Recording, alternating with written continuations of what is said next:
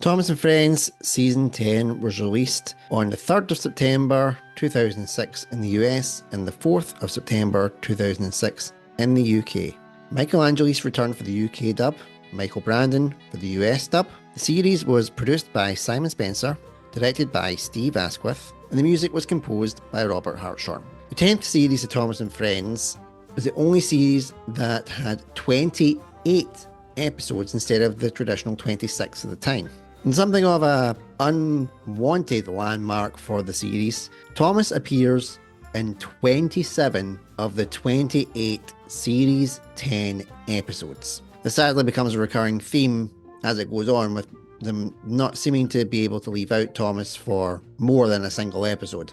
There are several new characters introduced in season 10. These are Rosie, Freddie, Rocky, and Jeremy. And I think that sums up season 10 in microcosm of the era of Thomas and Friends at this time. Yes, there was an additional 2 episodes to mark its 10th season. Yes, there was some new characters, but we're just into the doldrums now of bland, repetitive, and some stories are just, quite frankly, boring.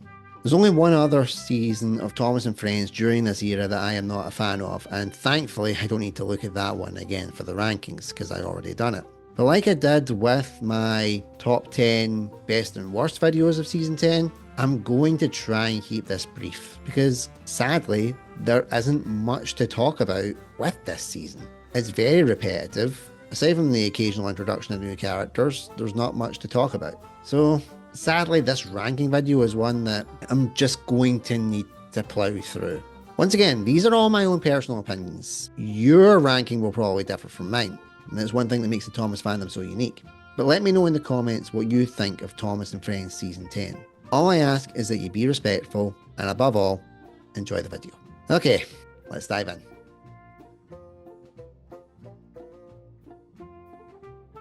Number 28, Thomas's Frosty Friend. Written by Sharon Miller, a snowman-shaped balloon attaches itself to Thomas's rear buffers during the Christmas season. I admit that I am an old fart of the Thomas fandom. I didn't come into the hit era as a kid, didn't even come into as a teenager because at that time it was my societal pressure phase. So I've been watching these seasons of Thomas and Friends as a fully grown adult. So I don't have the nostalgia for the hit era, but I will admit that it's not as bad as some of the eras that are due to come. But I think there's one thing that everybody, no matter if you watched it when you were a kid or watched it now, can all agree on. Thomas's Frosty Friend sucks. Thomas is extremely dumb. The premise of it is so babyish. Just not a fan of this episode at all. And I don't want to waste my breath saying any more about it. Number 27, Sticky Toffee Thomas. Written by Paul Larson, Thomas wants to wear a costume for the children's costume party, but he does not pay attention to what he's doing. While the Thomas dream sequence isn't as bad as it gets in Big World, Big Adventures, you could tell that this dream sequence was kind of the template of what was to come. It's another episode that, quite frankly, I was bored stiff watching. That's all I have to say on this episode. I have tried my best, like Thomas's Frosty Friend, to block it out. Number 26, Thomas and the Killers. Written by Mark Seal, Thomas tries to convince James to give him the job of pulling the Sodor football team.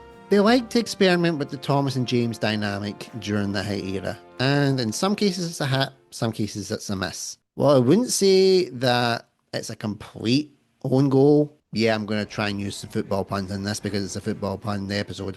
The dynamic wasn't as strong as in other episodes. It felt more forced to me. Instead of putting these two together because they have chemistry, it just felt like, let's put these two engines together because reasons. We just add it to the list of generic Thomas episodes for this season in particular. Number 25, Topped Off Thomas. Written by Sharon Miller, while racing Spencer, Thomas blows the Fat Controller's top hat away and is told to find it again. Is it just me that thinks this story is a bit unrealistic and nonsensical? I know that we're in that era of nonsensical stories, but even by this era standard, this was extremely nonsensical and unrealistic. The whole Mr. Wind thing just really annoyed me, the repetition of it in particular. I know that's a Sharon Miller trait, and it's something more for the babies and toddlers market, but when you're watching it with a bit more of a developed brain, it can be quite annoying. Episodes with Thomas and Spencer Again, like Thomas and James, are normally really good. They have a natural dynamic and a natural chemistry to each other. But it felt like it was very forced antagonist in Spencer and very OTT protagonist in Thomas. I know you guys are used to more detailed explanations from me with these types of videos, but my brain just couldn't take it by this point. Number 24, Seeing the Sights. Written by Wayne Jackman, Thomas's job is to show some important visitors all the sights of Sodor, but he wants to do the job quickly and ends up leaving them behind. Another trope that's used quite a lot in Thomas and Friends, leaving people behind. It pretty much symbolises the fact that it's another generic story that's been done before. You've got the rhyming speech, which is really starting to get hammered home. The only saving grace that I could have for this episode is that Bertie the bus is in it. This is the type of dynamic that even in its darkest days, Thomas and Bertie always seem to work well. For me, this is one of its darkest days, but Thomas and Bertie is a good dynamic that you like to see, because you don't see it that often. Number 23, Toby's Afternoon Off. Written by Mark Seal, Toby wants to visit the farm after finishing his jobs, but is given more work to do. He wants to ask his friends for help, but they are too busy trying to help another friend. Yeah, it's called Toby's Afternoon Off, but he never gets the afternoon off. You would have liked to have seen him at least get his afternoon off. That's the whole point of the story. It was like in season 9 with Thomas's day off. Again, he never got the day off. It felt like more it was Thomas's day on. This episode has the same principle, but this time it's Toby. While you want to see Toby in starring roles, you don't want this era Toby in starring roles because it's just poor old Toby. We don't like poor old Toby. We like the Toby that we knew from the Railway series and the classic era. I know that I'm trying to separate the two, but when it comes to these characters, sometimes you just can't. And this is also the season where Henry's coal problems resurface for no apparent reason. He was cured of all this in the classic season. There was a massive storyline around it. Why are they bringing it back now? I would understand if bringing back this coal problem led to maybe not like a retelling, but maybe a reimagining of how they fix Henry, but there's no explanation around it in this episode or another episode that we'll get to later. Number 22, Thomas's Tricky Tree. Written by Sharon Miller, Thomas searches the wharf for a Christmas tree, but neglects to ask the narrow gauge engines for help. Okay, this is the point that I like. I like that this setting of the wharf was introduced in season 10. It gives the narrow gauge engines somewhere else to go, somewhere where they can interact with the standard gauge engines. It brings a new set to the world of Sodor. I'm okay with that. And the winter setting's okay. The slow-mo crash was alright. I know slow-mo crashes were more of a hit era thing than like a classic era thing, and it's to essentially soften the impact of the crash for the younger viewers. Whereas in the classic era, they just had the crash and you had to deal with the visceral nature of it.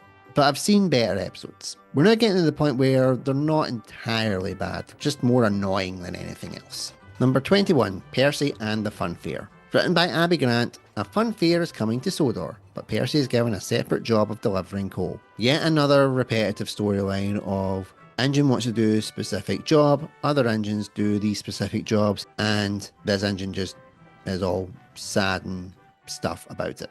It's the same generic storyline, but the only difference is Percy's in the leading role, which is actually a plus point for it, because it's not Thomas. But another plus point was seeing the Chinese dragon. I like that we got to see the Chinese dragon again.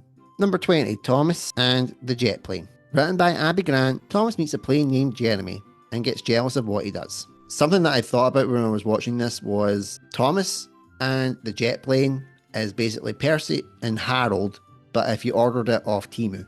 It's an inferior copy of an already great episode. Jeremy just seems like a very bland and generic character. Harold, on the other hand, had personality. Thomas seems whiny and annoying. Percy was a bit of an upstart and determined to put the air vehicle in its place. This is the first introduction of Jeremy the jet plane. I'm not as opposed to the design of him as a lot of people in the fandom are. I think it's perfectly average. And in this era, average is better than crap.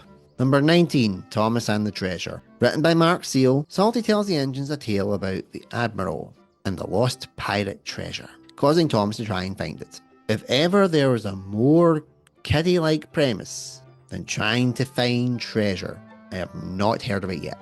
It makes sense for Salty to tell the tale. He's very much about his sea stories and his sea shanties, but this is when we start turning Salty into a pirate. Rather than an engine who just loves the sea, he now becomes Salty the pirate engine rather than Salty the dockyard diesel. The story is childlike, and finding treasure at Skull and Crossbones, subtle.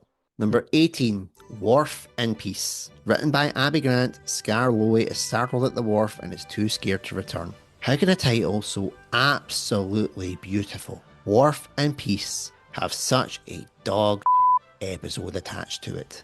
I think the premise of the episode's alright. It's the character that's in the main role that I don't agree with. You know I'm not a fan of how they butcher Scar Lowe and Rhaenys in particular in this era of Thomas and Friends. But I think this could have worked with a different character. Peter Sam, I think, could have worked in this role, especially if you're trying to retweak it to a classic era style episode. The ending of the episode's alright, where Scar Lowe stands up for himself. I think that would have worked very well if it was a Peter Sam character in the lead. But it's another Scar Lowe character assassination. And if you're as big a fan of the Railway series books and the classic era like I am, it's just not on. Number 17, Thomas and the Shooting Star. Written by Abby Grant, Thomas gets lost on his way to the power station while searching for a shooting star. Is it just me that thinks the lighting in this episode is abysmal? I could barely see what was going on throughout this episode. I know that's meant to be the point, but even if the engine can't see what's going on, the audience still needs to see the action that's going on. We're watching it from the outside looking in. We're meant to be the ones that are in the know for all the stuff that's going on around it. So we have an idea of what's going on, even if the characters in the story do not. This felt like Game of Thrones Season 8, when they have the fight with the White Walkers. It's so dark you can't see anything that is happening. Some of the effects used were very good, but it hits all the points that go against it in this era.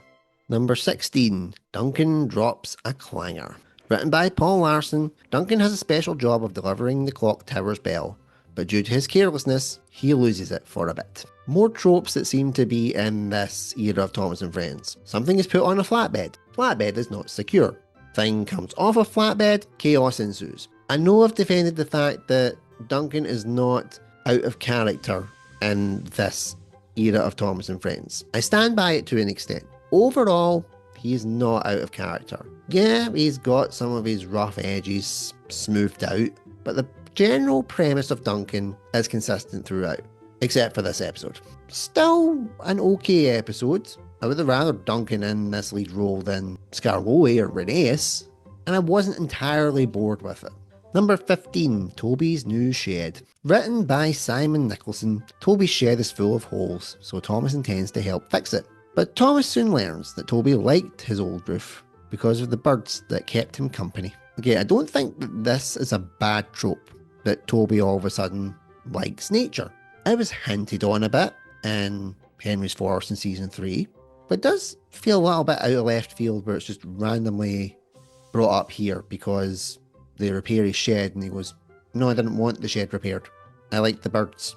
It could have been something that was an interesting dynamic to go down with Toby and Henry. They both have a love of animals and nature. That could have set up some good stories for them. It's a dynamic that could have worked for this era, and possibly very well. That's a little bit dull in terms of the episode itself, but I wouldn't say it's a bad episode. I wouldn't say it's good either. I think this is my meh episode. Number 14, Follow That Flower. Written by Sharon Miller, Thomas bumps and hides a flower truck, which James was meant to take. Now, because they're at the wharf, they use the larger scale models of Thomas and James. But I think if we're going to use these larger scale engines, they need to be background characters to a narrow gauge engine story, rather than them being front and centre, because it just looks off to me. It's passable if it's a narrow gauge engine story and they turn up and you think, that's them. But when they're in a central role, you can see the differences between their larger scale models and their normal models. And that could be quite jarring for an audience to watch. It's a good episode for cameos. There's a Trevor cameo. We get the introduction of Dusty Dave. And this is a better Thomas and James dynamic than the episode I mentioned previously on the list. Number 13, Which Way Now? Written by James Mason, Rusty rushes workmen so that he can take the Fat Controller around the narrow gauge railway. They really seem to have a problem with which character should be in which episodes for this season. Because this is another one where I think the wrong character was in the lead role. This is an episode which would have worked with Duncan in the lead role. This is more akin to his personality. And I know they probably need to try and shoehorn in a Rusty-centric episodes, and this is the only one that they could have done with him, but it just felt so out of character. But the story itself, I think, was okay. Is it just me or does the Fat Controller's grandkids look very demonic in this episode? Number 12, Missing Trucks. Written by Wayne Jackman, Rhaenys' good deed of trying to help Scarlowe causes trouble. Okay, the story is pretty predictable. And yeah, Rhaenys is out of character. But one thing I did like about this episode is that it shows the friendship that Scarlowe and Rhaenys have. It's still there, and it's still strong. It's always a good relationship in any era of Thomas and Friends that they're in. It's just how it's interpreted that can annoy the viewer. It's a predictable story, but you know what? Turn off your brain, try and forget these two are the lead characters. Maybe replace them with like OG Season 4, Sir Handel and Peter Sam, for example, and you'll be pleasantly surprised. Number 11, Edward Strikes Out. I've done an entire video covering Edward Strikes Out. I'm not going to say any more on it on this video. I don't think it's as bad as everybody says it is, so go and watch that video if you want more information. Number 10, Thomas and Scarlowe's Big Day Out. Written by Paul Larson, Scarlowe has to be taken to the works, but Thomas tries to give him a big day out by showing Scarlowe sights that he never sees on the narrow gauge railway. Okay, the key plus point on this is the OG Scarlowe narrow gauge engine. I loved seeing it. Nostalgia feels, nostalgia bait. Yes, I know, I don't care. You take what you can get in this doldrum of a season. And I really took that. And you know what? You got to see some unique sets through this little adventure that he took him on. And the crash was very well executed. And the ending itself was really sweet. Number 9, Thomas and the Birthday Mail. Written by James Mason, Thomas delivers important mail for a girl named Alice who's celebrating her birthday, but is annoyed when a tank engine called Rosie follows him with an intention of helping. I really enjoy this episode, and I enjoy this first appearance of Rosie. Yes, she can be a little bit blank slate. Her only redeeming feature is that she's essentially Thomas's stalker. A lot of people don't see it as that nowadays. They see it more as that she wants to emulate Thomas and try and be like him. But I still find it very creepy and stalkery. But overall, I thought this episode was pretty good. The story was strong. The use of the CGI lightning was actually really well done. And it's an episode where you get to see Thomas put in his place. He gets his comeuppance. And in an era where Thomas is just constantly seen as the shining light of everything, you just want to see the little twerp get what's coming to him sometimes. Number 8, It's Good to Be Gordon. Written by Abby Grant, Gordon wants to set a new Sodor record, but he takes all of the special coal. Feeling bad about this, he decides that helping Henry is more important. Again, why is the special coal back? It does not make any sense to me. We've just reintroduced this back into Henry's character. If we're going to be doing the special coal game with Henry, he needs to be reverted back to his original shape, but yet he's still in his new shape. And the ending of Gordon trying to break the record, and it's actually his own record, makes the whole story redundant. Say if this was a record that Spencer had, and Gordon was trying to break it. That makes sense, because he's got a rivalry with Spencer and he wants to one-up him. But breaking your own record, it just felt like it was a lazy ending. And what was otherwise a really good episode. Gordon episodes are always strong in this era. The tender switch resolution was also very innovative, and it shows Gordon's true personality. When an engine is in trouble, he'll forget everything that's going on to help that engine out. Number 7, A Smooth Ride. Written by Simon Nicholson, Sir Handel returns from the quarry, but ends up having trouble climbing the hills. I'm just glad to see Sir Handel back. I'm not going to lie. That's the key factor that puts it so high up on the list for me. We get all of the narrow gauge engines back. Yes, I know that we're missing Duke. That sadly was never going to change. This is the closest that we were going to get. Sir Handel coming down from the quarry with a new personality was confusing for me, because all of a sudden he's now like the old wise engine. Upon repeat viewings, I don't mind Sir Handel's new wise personality. It's not a complete character assassination, Like other characters I've had in this era, they gave him a bit more depth. The voiceover work for Sir Handel was good. I really enjoyed the incidental music. I think that's something that I really like about this era. While I will always love Michael O'Donnell and Junior Campbell's original scores, the music really seems to step up its game as it goes on throughout this era of Thomas and Friends. Robert Hartshorn, I tip my hat to you if I had one. Number 6, Emily and the Special Coaches. Written by James Mason, Diesel sets a brand new record, and so does Gordon. However, his record does not even get noticed, so Diesel takes away 2 special coaches, which Emily was supposed to collect. A video that I want you to check out. Go onto the Yellow Strikers YouTube channel and hear his thoughts about Emily and the special coaches. He sums up this episode better than I could do in 100 takes. He really enjoys this episode, he put some great points towards it, and I thought about them quite a lot on my rewatch. At first, seeing Diesel in more of a sympathetic light, wasn't a fan of it, because I was used to the OG Diesel. Now I actually really enjoy it. I like seeing that there's a bit of a vulnerability to him, and that when he's on the island, he's not just scheming and plotting to try and take down the steam engines. He has work to do. He wants to do a good job.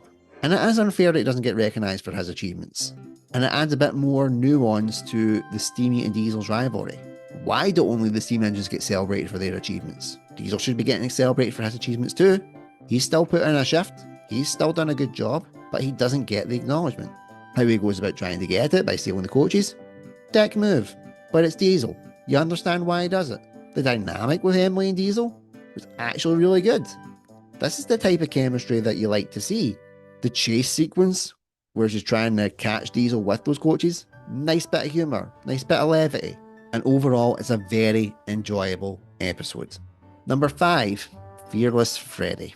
Written by Simon Nicholson, an old narrow gauge engine named Freddy realises he is aging after resorting to cheat in a race with Scarloway and Reneus, leaving one of them to come off the tracks. Anybody who has watched this episode knows the character pairings are so off in this. Scarloway and Reneus should have been replaced with, say, well, we'll go for this era.